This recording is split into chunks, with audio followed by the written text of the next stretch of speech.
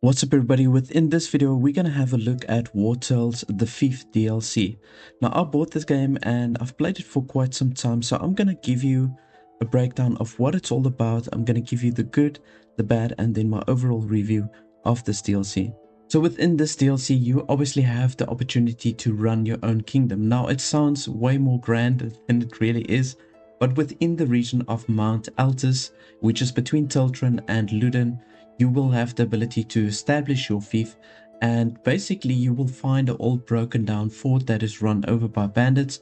You can take them out. Even if you played region lock or adaptive mode, you can get into that region relatively early, and then you can take over that fort and then turn it into your own little kingdom. You will have different districts within your fief. Each of these districts will have special abilities that will benefit your mercenaries as a whole, and you'll have your own currency. And then I will now just give you a breakdown of what I experienced that's really good within this DLC and also the downsides. So the first thing that I liked about the Fief DLC is that you can send resources from your fief to your mercenaries wherever they are in the world. So after your fief has developed to a certain level, you can get a runner that can then take those resources to your mercenaries. So you're going to have its supplies tab, and then you can click on one of these blocks and you can see all of the different stuff that you are producing at the fief, and you can change this at any time. And one nice commodity that you can get is the pristine essence, which is, I think that's pretty cool, because you've got a lot of advanced formulas that you need the pristine essence for. So if, for example, I want to send that to my troops, I can click on this, and then you'll see the changes will come into effect from the next rest. So it will take me 1 day to get that specific product to my mercenaries, but the further you are away from the fief, the more days or the more rests it will take for those items to get to you. One of the districts that you get is the dungeon district, and then you will obviously have a prison there. So when I go into the prison, you will also have an executioner that will be there.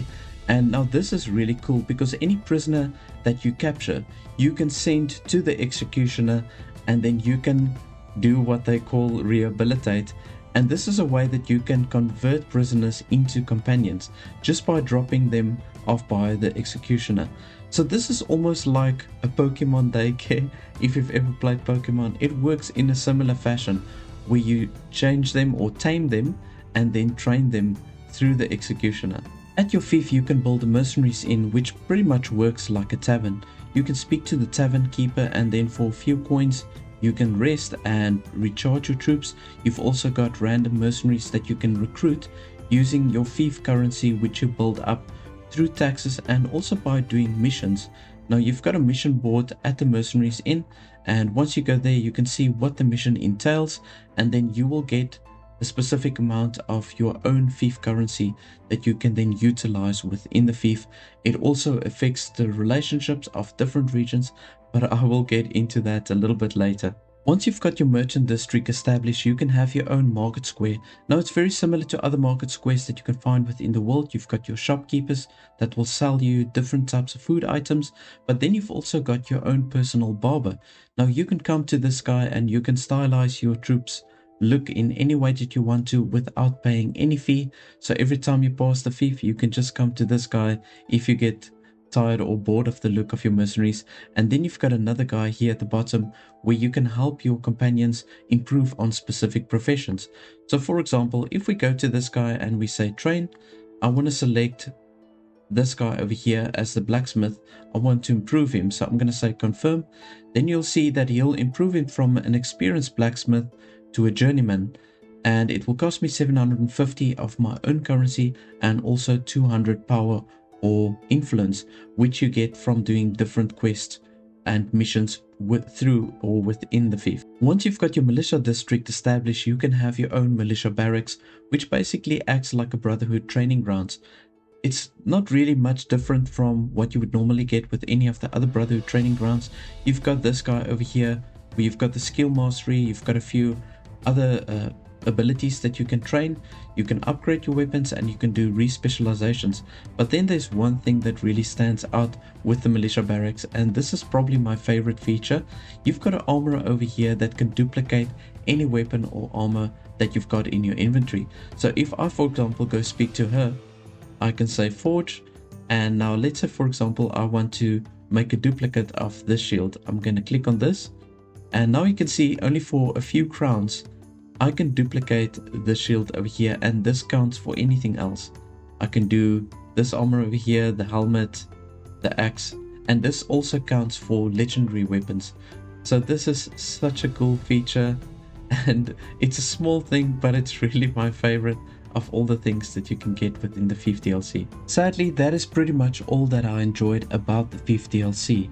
There's a lot of things that I feel that was incomplete. So for example, like with the relationships with all the different regions, you can see here that I've got a very good relationship with the Kingdom of Edoron, and I've got a very good relationship with Iraq.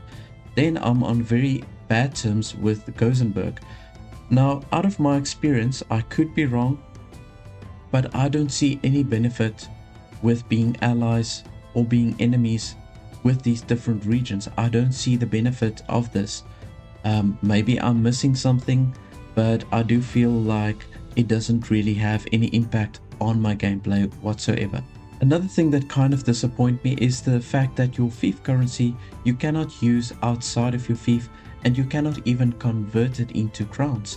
So your Fief currency on a global scale doesn't have any value. So that for me is kind of disappointing. They might change that in the future, where you can maybe convert your own currency into actual crowns.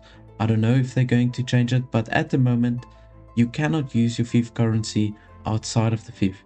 Another thing that I didn't like about the Fief DLC is the fact that you've got to go to the tavern to go sleep. So and you've got to pay the tavern keeper as well. So even though you are running this whole kingdom, you've got a throne, as you can see here, very nice looking throne room, but you don't have your own bed. So you've got to go to the mercenaries inn, pay the tavern keeper to have a rest.